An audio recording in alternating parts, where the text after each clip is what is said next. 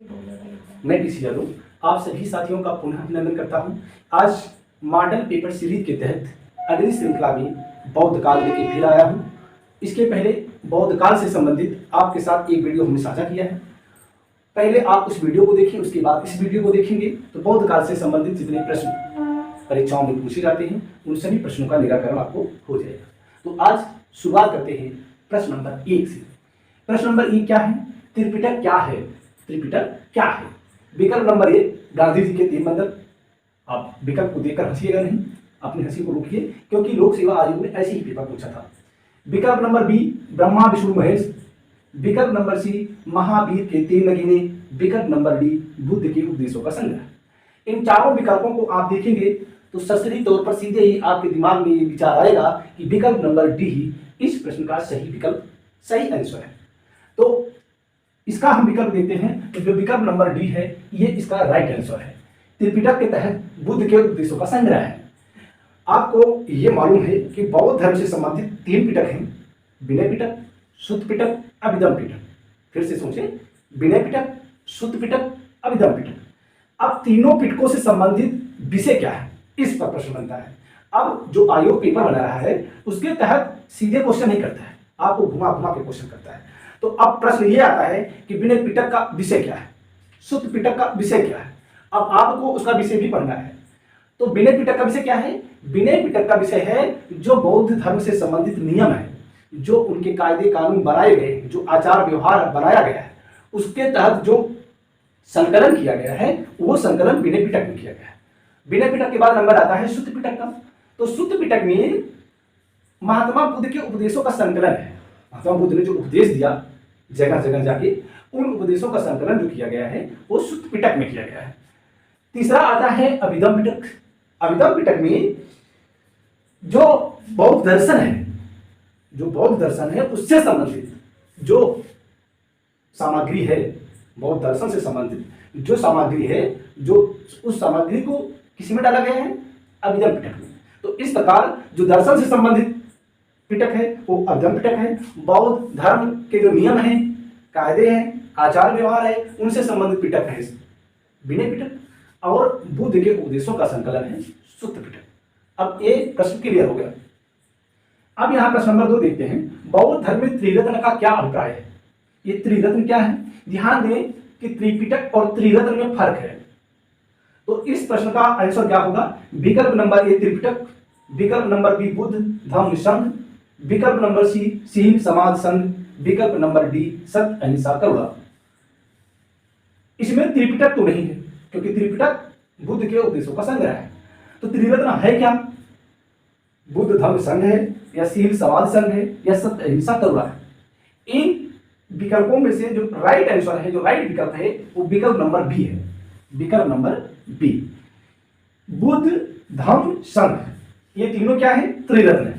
त्रिरत्न और त्रिपिटक में बुनियादी अंतर है, इसको आप समझिए। त्रिपिटक में 3 पिटक हैं, विनय पिटक, सुत्त पिटक, अभिधम्म पिटक। लेकिन त्रिरत्न में बुद्ध मतलब बुद्ध धम्म संघ, बुद्ध धम्म संघ, और पिटक में विनय पिटक, सुत्त पिटक, अभिधम्म पिटक। ये दोनों में आप अंतर समझिए। पता चला कि विनय पिटक पूछा है या त्रिपिटक पूछा है, आप इसको लगा के चले जाए, या त्रिरत्न पूछा है तो आपके दिमाग में त्रिपिटक आ जाए। तो इन दोनों में अंतर आप समझ के जाइए। प्रश्न नंबर 3, सर्वप्रथम स्तूप शब्द कहां मिलता है? सर्वप्रथम स्तूप शब्द की चर्चा कहां मिलती है, ये कहां किया गया है? विकल्प नंबर ए ऋग्वेद, विकल्प नंबर बी जातक कथा, विकल्प नंबर सी अर्थशास्त्र, विकल्प नंबर डी अष्टाध्यायी। इन चारों विकल्पों में से कौन सा विकल्प सही है? वैसे इन चारों विकल्पों में अगर नजर रखें तो सबसे पहले बच्चों का नजर इसी पे टिकेगा, विकल्प नंबर बी, क्योंकि जातक कथा है। स्तूप ज्यादातर आपने सुना ही है, ये बौद्ध धर्म से संबंधित है। तो जातक कथा इस प्रश्न का सही विकल्प नहीं है। जातक कथा इस प्रश्न का सही विकल्प नहीं है। इस प्रश्न का सही आंसर है ऋग्वेद। क्या है? ऋग्वेद। अब आपको आश्चर्य होगा कि ऋग्वेद में स्तूप शब्द की चर्चा की गई। ऋग्वेद में स्तूप शब्द की चर्चा की गई है। जातक कथा की यहां मामला है सर्वप्रथम, सबसे पहले। तो सबसे पहले ऋग्वेद में इसकी चर्चा की गई है। अब चारों विकल्पों को देखें अगर हम, तो ऋग्वेद के बारे में तो आप जानते हैं ऋग्वेद चारों वेदों में सबसे प्राचीन वेद है। अब आए ऋग्वेद का, आपने देखा होगा ऐतरेय कौशिकी, ये क्या है? ब्राह्मण ग्रंथ है। जातक कथा क्या है? जातक कथा महात्मा बुद्ध के पूर्व जन्मों की कथा है। मतलब महात्मा बुद्ध जो जन्म लिए बुद्ध के रूप में, इसके पहले जो उनका जन्म था उससे संबंधित जो कथाएं हैं, बौद्ध धर्म में उनको जातक कथा के नाम से जाना जाता है। तो महात्मा बुद्ध के पूर्व जन्म की कथा का संबंध किससे है? जातक कथाओं से। यह भी प्रश्न आता है कि महात्मा बुद्ध की पूर्व जन्म की घटनाओं से संबंधित जो विवरण है उससे संबंधित उसका संबंध किससे है? तो उसमें विकल्प दे देगा जातक कथा, विनय पिटक, बुद्ध धम्म संघ, ये सब दे देगा। तो इसका सही आंसर होगा वहां जातक कथा। तीसरा है विकल्प अर्थशास्त्र। अर्थशास्त्र के बारे में कई बार प्रश्न आया है कि अर्थशास्त्र किसकी रचना है? तो ये तो आप जानते हैं कौटिल्य का, ये तो बहुत साधारण सी बात है। लेकिन कभी कभी पूछ लेता है कि अर्थशास्त्र की विषय वस्तु क्या है? अर्थशास्त्र की विषय वस्तु क्या है? तो आपके मन मस्तिष्क में यही आएगा कि अर्थशास्त्र है तो आर्थिक विषय होगा, और क्या हो सकता है? नहीं, अर्थशास्त्र का जो विषय वस्तु है वो है दंड नीति। क्या है? दंड नीति। दंड नीति जो प्राचीन भारत का इतिहास है, प्राचीन भारत के इतिहास में दंड नीति जो आज का राजनीति है, जो आज का राजनीति शास्त्र है, जो आज का राजनीतिक विज्ञान है, यही प्राचीन भारत के इतिहास में दंड नीति के नाम से जाना जाता था। इस प्रकार अर्थशास्त्र की विषय वस्तु आज के परिप्रेक्ष्य में देखें तो राजनीति है, तब के परिप्रेक्ष्य में देखें तो दंड नीति। विकल्प नंबर डी, अष्टाध्यायी। अष्टाध्यायी क्या है? अष्टाध्यायी पाणिनि कृत है, पाणिनि ने इसकी रचना की थी। अष्टाध्यायी व्याकरण से संबंधित ग्रंथ है, जो संस्कृत व्याकरण से संबंधित ग्रंथ जो सबसे प्रसिद्ध है वो है अष्टाध्यायी, और इसके लेखक रचयिता कौन है? पाणिनि। कौन है? पाणिनि। प्रश्न नंबर 4, बुद्ध की खड़ी प्रतिमा निम्न में से किस काल में बनाई गई? बुद्ध की खड़ी प्रतिमा निम्न में से किस काल में बनाई गई? प्रतिमाओं से संबंधित बौद्ध काल में कई प्रकार के क्वेश्चन आते हैं। क्वेश्चन ये आता है कि सर्वप्रथम मूर्ति पूजा का प्रचलन, सर्वप्रथम मूर्ति पूजा का प्रचलन किस धर्म में आया? तो वहां सनातन धर्म नहीं, वहां है बौद्ध धर्म। कौन है? बौद्ध धर्म। प्रश्न यह आता है कि मानव की पूजा, मानव मूर्ति की पूजा सर्वप्रथम किस धर्म में आई? तो इसका उत्तर है बौद्ध धर्म। एक प्रश्न और आता है, धरती को स्पर्श करते हुए, भूमि स्पर्श करते हुए जो बुद्ध की प्रतिमा है वो किस काल से संबंधित है और वह कहां बनाई गई, कहां प्राप्त हुई है? तो उसका उत्तर है सारनाथ, और वो काल था गुप्त काल। कौन काल था? गुप्त काल। जो भूमि शयन की मुद्रा में गौतम बुद्ध की मूर्ति मिली है वो किस काल से संबंधित है? गुप्त काल से संबंधित है। यहां प्रश्न क्या है? बुद्ध की खड़ी प्रतिमा निम्न में से किस काल में बनाई गई? गुप्त काल, कुषाण काल, मौर्य काल, गुप्तोत्तर काल। इन चारों विकल्पों में से कौन सा आंसर आपको सही लग रहा है? इन चारों विकल्पों में से विकल्प नंबर बी, विकल्प नंबर बी इसका, इस प्रश्न का सही आंसर कुषाण काल है। कुषाण काल के बारे में आप जान लें, कुषाण वंश का जो सबसे प्रसिद्ध शासक था कनिष्क। कौन? कनिष्क। कनिष्क ने ही शक संवत प्रारंभ किया था। क्या प्रारंभ किया था? शक संवत 78 ईस्वी। कुषाण काल में मूर्ति कला से संबंधित दो कलाओं का उद्भवन हुआ, मतलब दो कलाएं प्रकट हुई, उनका उद्भव हुआ। वो थी मथुरा कला और गंधार कला। मथुरा कला और गंधार कला, दोनों कलाओं में खड़ी और बैठी मुद्रा में गौतम बुद्ध की मूर्ति बनाई गई। अभी हमने इसके पहले आपको बताया कि भूमि को स्पर्श करते हुए अर्थात लेटे हुए बुद्ध की जो प्रतिमा बनाई गई किस काल में थी? गुप्त काल में। और बैठी हुई प्रतिमा, खड़ी प्रतिमा कुषाण काल में। गुप्त काल के बारे में जान लीजिए। गुप्त काल को भारत का स्वर्ण काल कहा जाता है। जो गुप्त काल का जो समय था, इस ढंग से इसमें संपन्नता थी, तो इस काल को स्वर्ण काल के नाम से जाना जाता है। मौर्य काल का संस्थापक कौन था? चंद्रगुप्त मौर्य था। चंद्रगुप्त मौर्य का मंत्री कौन था? महामंत्री चाणक्य था। मौर्य काल का सबसे प्रसिद्ध शासक अगर हुआ वो था सम्राट अशोक। सम्राट अशोक ने बौद्ध धर्म से संबंधित क्या क्या कार्य किए, ये तो आप भली भांति अवगत हैं। अपने पुत्र और पुत्री तक को बाहर भेजा प्रचार प्रसार करने के लिए। ये डी है गुप्तोत्तर काल। गुप्तोत्तर काल का मतलब है गुप्त काल के बाद, गुप्त काल के जो बाद का काल है वो गुप्तोत्तर काल है। तो इस प्रश्न का सही विकल्प क्या था? विकल्प नंबर बी। ये जो प्रश्न दिए गए हैं ये बहुत ही चुनिंदा प्रश्न है। मैंने जो इनका संकलन किया है, जो लोक सेवा आयोग, उत्तर प्रदेश लोक सेवा आयोग, छत्तीसगढ़, एमपी, बिहार, सभी राज्यों के लोक सेवा आयोग ने जो पेपर पूछा है, जो पेपर दिया है, उन्हीं का ये मॉडल पेपर है। तो आप समझ सकते हैं जो प्रश्नों का स्तर है वो उच्च स्तर का है और जो प्रमाणित पुस्तकें हैं उनसे संबंधित है। यहाँ जो प्रश्न आपको शेयर किए जा रहे हैं, आप विश्वास करिए 100% तो मान के चलिए कहीं त्रुटि नहीं मिलेगी। अगर कहीं त्रुटि मिलती है तो प्लीज़ आप कमेंट बॉक्स में इसका जरूर से जरूर शिकायत करें। आप बताएं कि किस प्रश्न का उत्तर गलत बताया गया है या ऐसा कुछ हो जाता है, कहीं मानवीय भूल हो सकती है, लेकिन आप बताइए जरूर। आप लोगों से गुजारिश है कि मैं जो कंटेंट आप लोगों को उपलब्ध करा रहा हूँ, ये कंटेंट परीक्षा की दृष्टि से बहुत ही उपयोगी है। आप जब इसको देखते हैं वीडियो को पूरा देखें और उसको मनन करें, तैयारी करें। अगर वीडियो आपको पसंद आता है, लाइक करते हुए अपने दोस्तों के बीच में शेयर करें, जिससे जो हम परिश्रम कर रहे हैं आपके लिए, इसका प्रतिफल हमें ये मिले कि ये हमारी मेहनत उन बच्चों तक पहुँचे जिन बच्चों की इनकी ज़रूरत है, जो किसी वजह से ऑफलाइन कोचिंग नहीं ले पा रहे हैं, गाँव की उस छोर पर हैं जहाँ वो सुविधाएँ नहीं मिल पा रही। तो अब शुरुआत करते हैं प्रश्न नंबर 5 से। शून्यता के सिद्धांत का सर्वप्रथम प्रतिपादन करने वाले बौद्ध दार्शनिक का नाम है? नागार्जुन, नागसेन, आनंद, अश्वघोष। इन चारों विकल्पों में से कौन सा विकल्प सही हो? अगर नागार्जुन की बात करें, नागार्जुन कुषाण काल से संबंधित है, ये कनिष्क के दरबार में रहते थे। नागार्जुन के बारे में ये बताया जाता है कि ये भारत के आइंस्टीन है। कौन है? भारत के आइंस्टीन है। इनका जो सिद्धांत है, शून्यता के सिद्धांत इन्हीं का है। इन्होंने ही प्रतीत समुत्पाद का सिद्धांत भी इन्होंने दिया। प्रतीत समुत्पाद में है क्या कि कोई भी वस्तु किसी कारण से है, कोई भी वस्तु का जो उद्भव है, जन्म है, वो किसी न किसी कारण से है।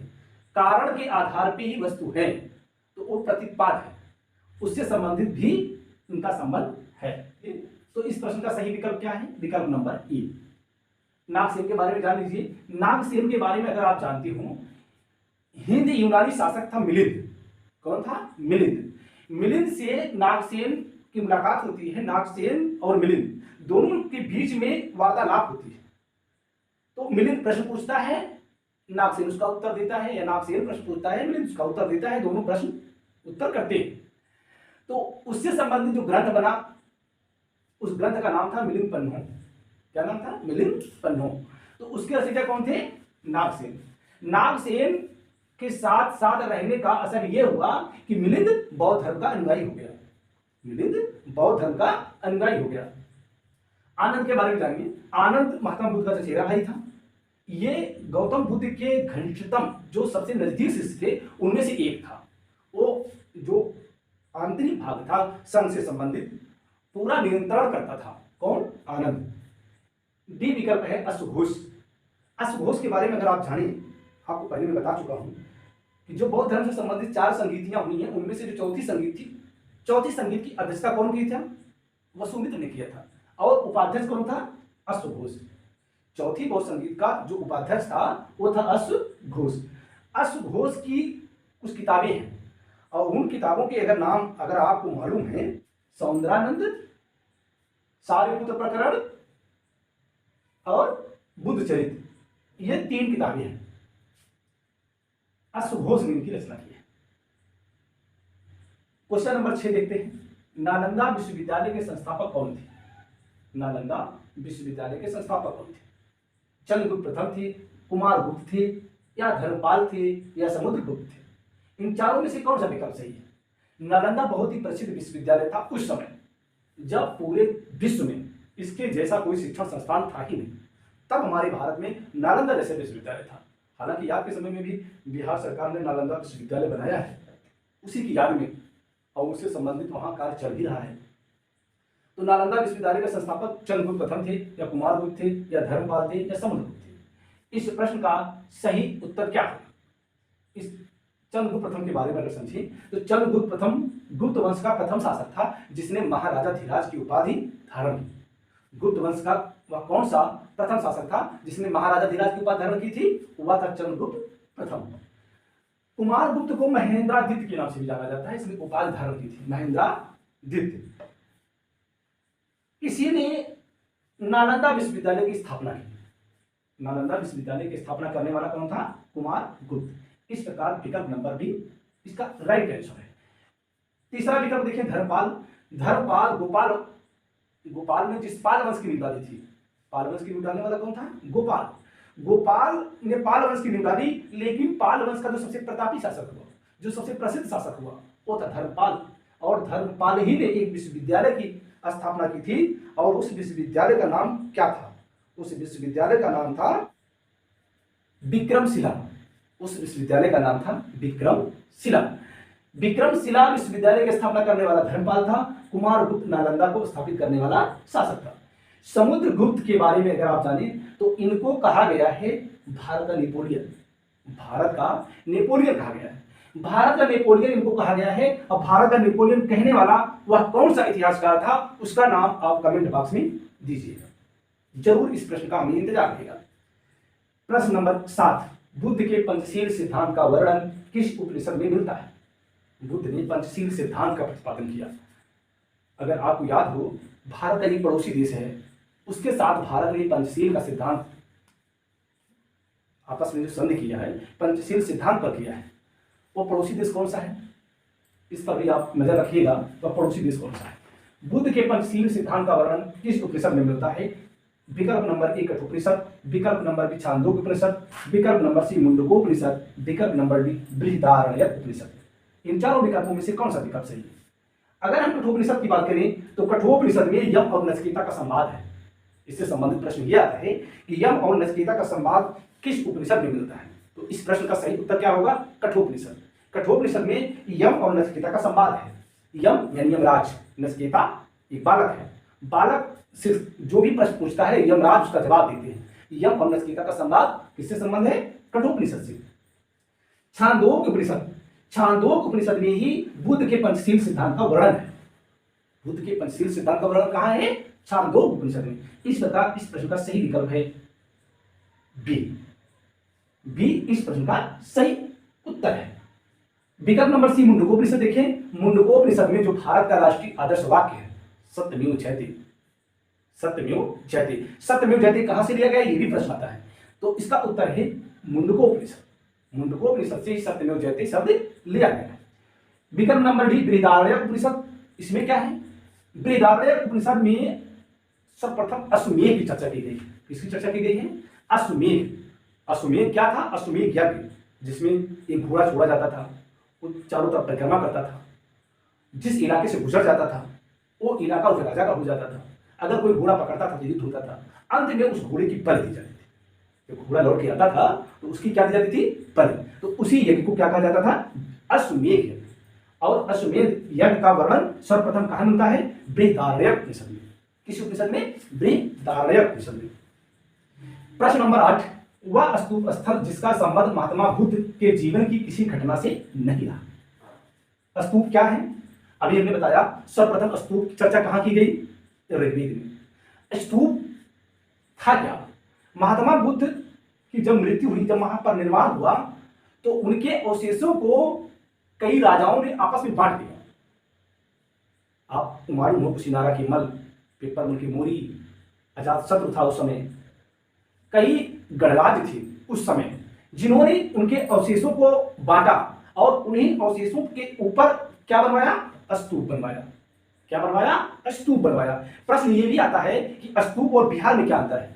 स्तूप और बिहार में क्या अंतर है? तो स्तूप के बारे में समझे कि जो महात्मा बुद्ध के अवशेष थे, उनके अवशेषों पर जो बनाया गया स्तूप बनाया गया, जो ऊंचा एक स्थान बनाया गया, उसको कहा गया स्तूप। और वहीं पास में जो बौद्ध भिक्षु रहते थे, उनके रहने का जो स्थान था वो कहलाता था बिहार। बिहार में उन्हें बौद्ध भिक्षु रहते थे और स्तूप जो था वहां पूजा पाठ करते थे। तो स्तूप और बिहार में फर्क यही है। यहां प्रश्न ये है कि इनका संबंध किससे नहीं था? सारनाथ से, सांची से, बोध गया से, कुशीनगर से। महात्मा बुद्ध का संबंध किससे नहीं था? सारनाथ से संबंध था, ये तो आप जानते हैं, धर्मचक्र प्रवर्तन। इन्होंने प्रथम उपदेश कहाँ दिया? सारनाथ में दिया। बोध गया, बोध गया में क्या हुआ? बोध गया में ज्ञान की प्राप्ति हुई, बुद्धत्व की प्राप्ति हुई। डी कुशीनारा, कुशीनारा में क्या हुआ? कुशीनारा में महापरिनिर्वाण की प्राप्ति हुई। यहीं पर गौतम बुद्ध ने अंतिम सांस ली। तो विकल्प नंबर बी बचता है सांची। सांची का स्तूप, उसका संबंध महात्मा बुद्ध के जीवन के किसी भी घटना से नहीं है। तो इस प्रश्न का सही विकल्प है विकल्प नंबर बी, सांची।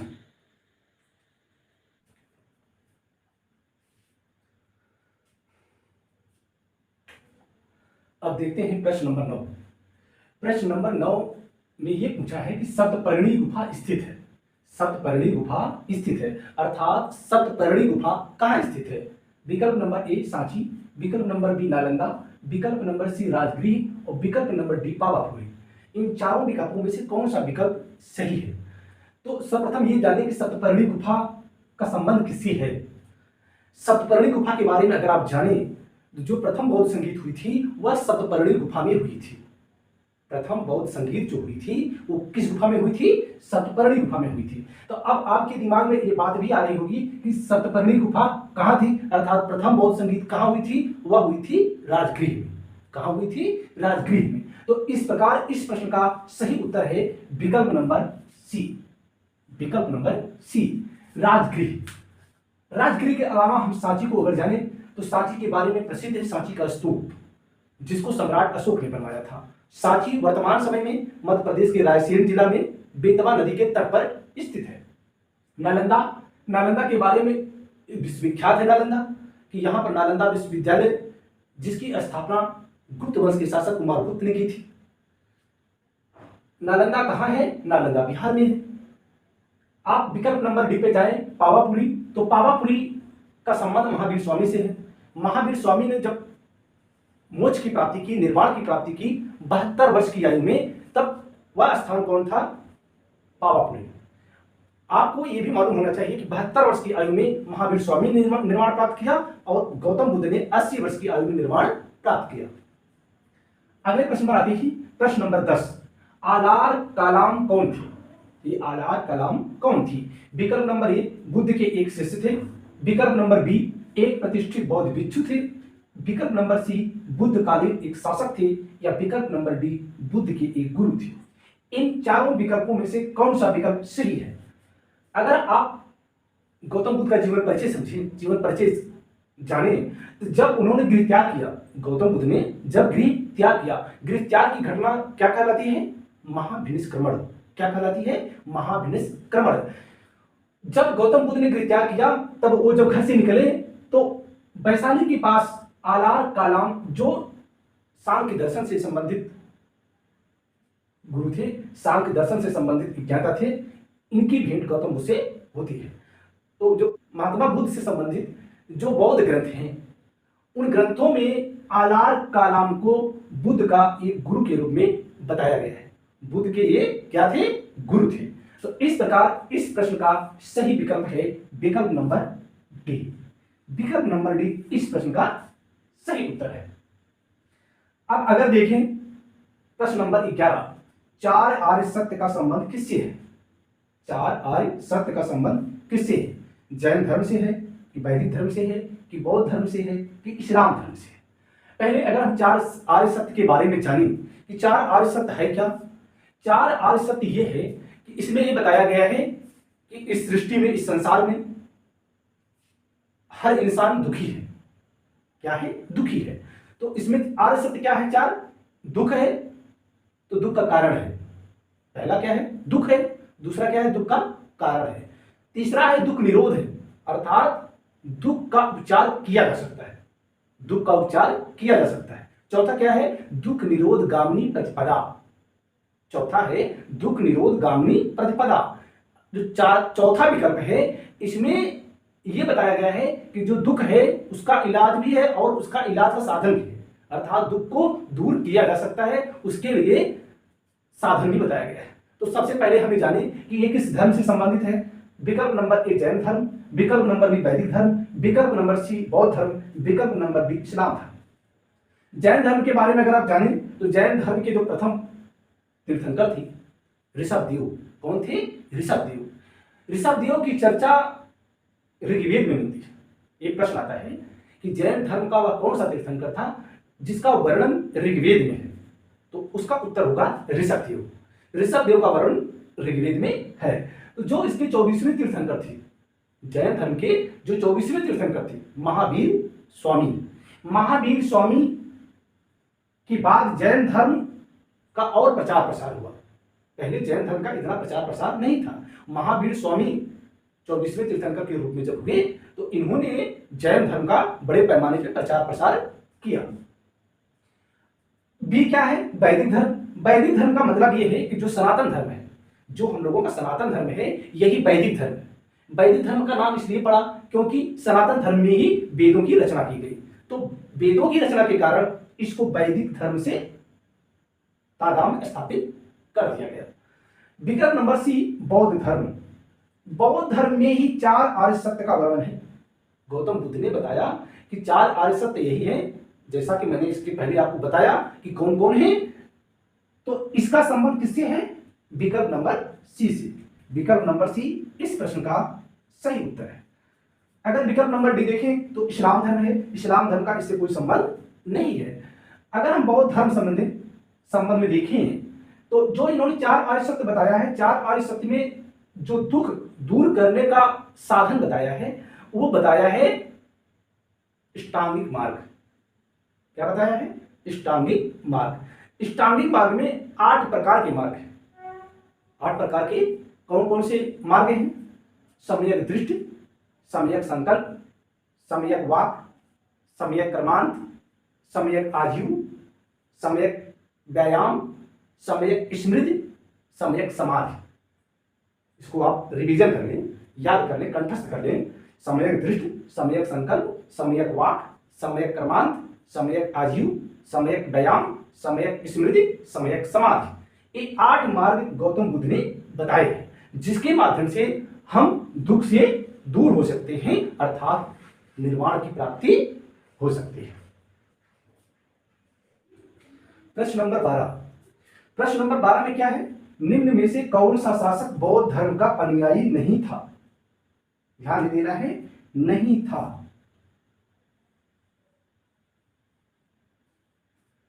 यहां हम लोग गड़बड़ी करते हैं। जब परीक्षा देने जाते हैं तो नहीं दिखाई नहीं देता, तब नहीं समझ में नहीं आता। तो इस प्रश्न में आप ध्यान देंगे कि निम्न में से कौन सा शासक बौद्ध धर्म का अनुयायी नहीं था, अर्थात कौन अनुयायी इसका नहीं था। विकल्प नंबर ए बिंबिसार, विकल्प नंबर बी प्रसेनजित, विकल्प नंबर सी उदयन, विकल्प नंबर डी पुष्यमित्र शुंग। चारों विकल्पों में से कौन सा विकल्प सही है? चारों विकल्पों में से कौन सा विकल्प ऐसा है जो बौद्ध धर्म का अनुयायी नहीं था शासक? बिंबिसार के बारे में जानें। ये मगध साम्राज्य का संस्थापक था। हर्यक वंश का संस्थापक यही था। बिंबिसार और प्रसेनजित का दोनों में संबंध था। प्रसेनजित कौशल नरेश था। इसकी बहन की शादी बिंबिसार के साथ हुई। इसकी बहन कौन थी?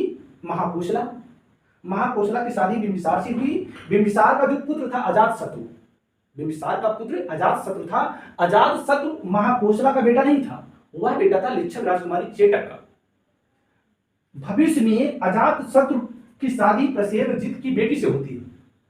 भविष्य में प्रसेनजित अपनी बेटी का शादी किसके साथ करता है? अजातशत्रु के साथ करता है। प्रसेनजित की बेटी का नाम था वाजिरा। तो अर्थात आप समझिए कि प्रसेनजित की बहन की शादी बिंबिसार के साथ होती है और प्रसेनजित की बेटी की शादी अजातशत्रु के साथ होती है। तो इन दोनों में वैवाहिक संबंध थे। दोनों विकल्पों को हमने समझ लिया कि एक कौशल नरेश थे, एक मगध नरेश थे। तीसरा आता है उदयन। उदयन और उदायन में फर्क है, ये आप बारीकी समझिए। उदयन कौशाम्बी जो वर्तमान समय में है, उस समय महाजनपद काल में ये वत्स महाजनपद की राजधानी था। किस महाजनपद की? वत्स महाजनपद। वत्स महाजनपद की राजधानी कौशाम्बी थी। उदयन वत्स महाजनपद का शासक था। अगर बात उदायन की हो तो उदायन कौन था? उदायन पाटलिपुत्र की स्थापना करने वाला शासक था, अर्थात अजातशत्रु का पुत्र था। अजातशत्रु के पुत्र का नाम उदायन है और यह उदयन है। तो उदयन कौन है? वत्स महाजनपद का शासक है। तो ये भी ये गौतम बुद्ध के समय था। यहां तक ये बताया जाता है कि जिस दिन गौतम बुद्ध का जन्म हुआ उसी दिन उदयन का भी जन्म हुआ, लेकिन इसके बारे में कोई ठोस साक्ष्य नहीं है। विकल्प नंबर डी पुष्यमित्र शुंग, ये तीनों जो थे बौद्ध धर्म के अनुयायी थे। विकल्प नंबर डी जो पुष्यमित्र शुंग है यह ब्राह्मण धर्म का अनुयायी था। किस धर्म का? ब्राह्मण धर्म का। ब्राह्मण धर्म का अनुयायी कैसे हुआ? मौर्य काल के बारे में आप जानते हैं कि मौर्य काल के जो शासक थे वो बौद्ध धर्म के अनुयायी थे।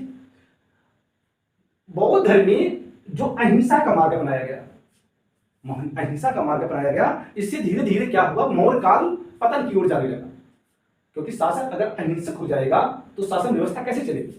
तो जो मौर्य वंश का अंतिम शासक था वृहद्रथ। कौन था? वृहद्रथ। वृहद्रथ का पुष्यमित्र शुंग ने क्या कर दी? हत्या कर दी। अर्थात अगर आज की भाषा में समझे, सिर तन से जुदा, सिर तन से जुदा। यहां पुष्यमित्र शुंग ने उसका गला काट दिया। किसका? वृहद्रथ का। तो इसने किस धर्म का संबंध, इसका किस धर्म से संबंध था? इसका था ब्राह्मण धर्म से। जो धर्मदेव का अयोध्या अभिलेख है उसमें वर्णन किया गया है कि पुष्यमित्र शुंग ने 2 अश्वमेध किए थे। और जो मैं वर्णन कर रहा हूं, बता रहा हूं कि इन्होंने वृहद्रथ की हत्या की। इसका वर्णन बाणभट्ट हर्षचरित में करता है। कौन करता है? बाणभट्ट हर्षचरित में करता है। इस प्रकार इस प्रश्न का सही विकल्प है विकल्प नंबर डी। अब हम देखते हैं प्रश्न नंबर 13। संघ में प्रविष्ट होने को क्या कहा जाता था? संघ का मतलब बौद्ध संघ है, आज का संघ नहीं, बौद्ध संघ। संघ में प्रविष्ट होने को क्या कहा जाता था? प्रव्रज्या, श्रमणेर, उपसंपदा या उपासक। ये प्रश्न बहुत ही वेरी वेरी इंपॉर्टेंट है, आप समझ लीजिए। इससे संबंधित अभी क्वेश्चन बहुत कम पूछे गए हैं, लेकिन पूछने की पूरी संभावना है। प्रव्रज्या क्या है? पहले ये जाने की प्रव्रज्या क्या है। प्रव्रज्या उसको कहा जाता था जब कोई व्यक्ति गृहस्थ आश्रम का त्याग करता था। गृहस्थ आश्रम का क्या करता था? त्याग करता था, तो उसको क्या कहा जाता था?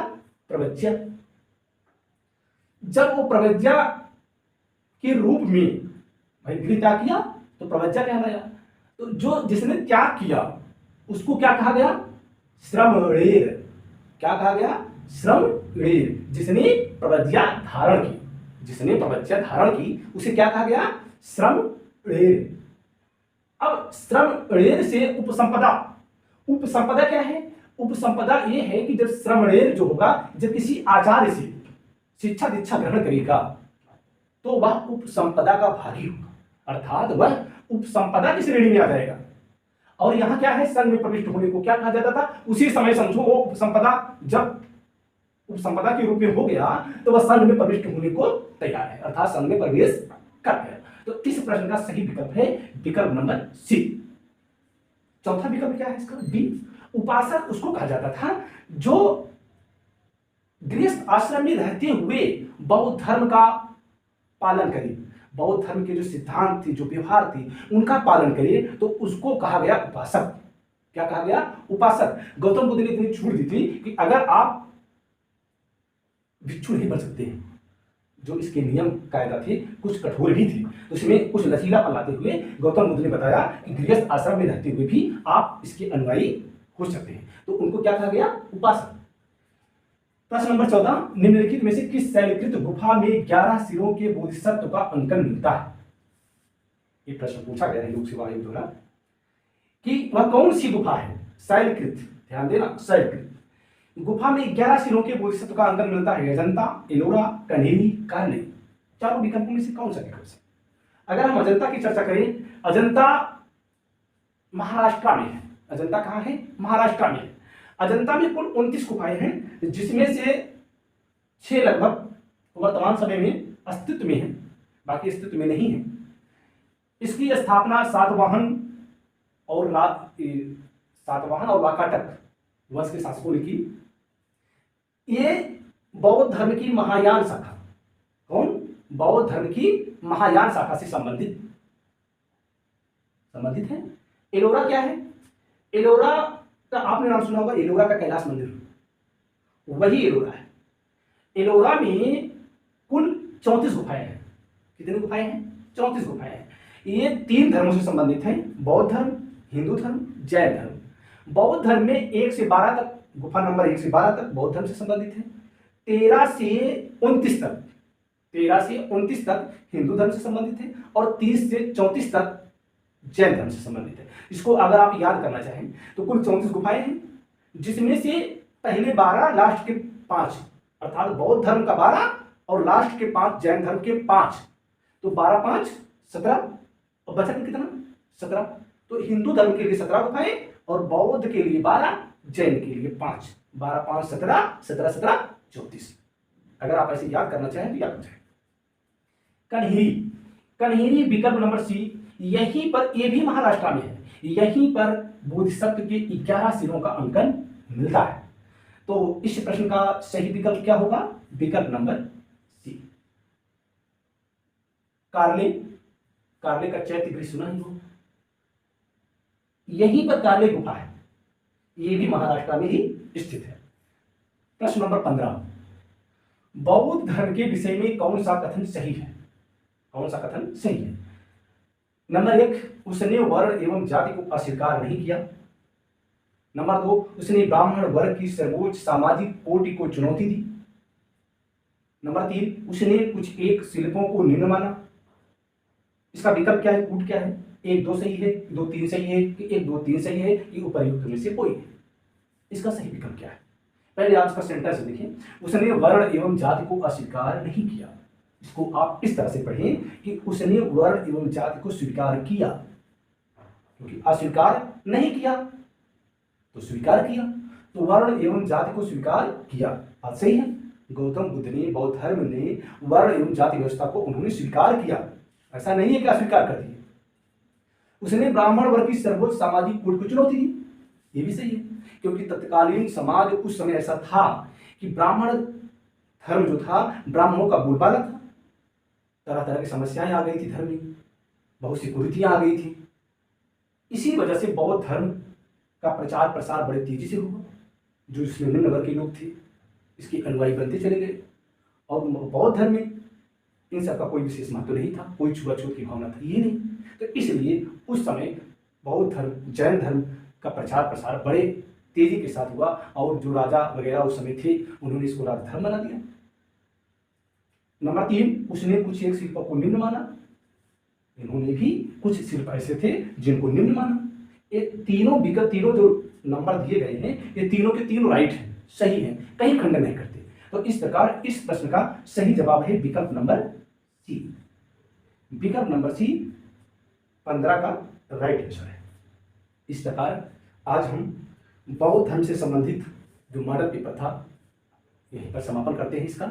अगला जो मॉडल पेपर आएगा जैन धर्म से संबंधित होगा। इसके साथ ही यहीं पर समापन करते हैं। जय हिंद।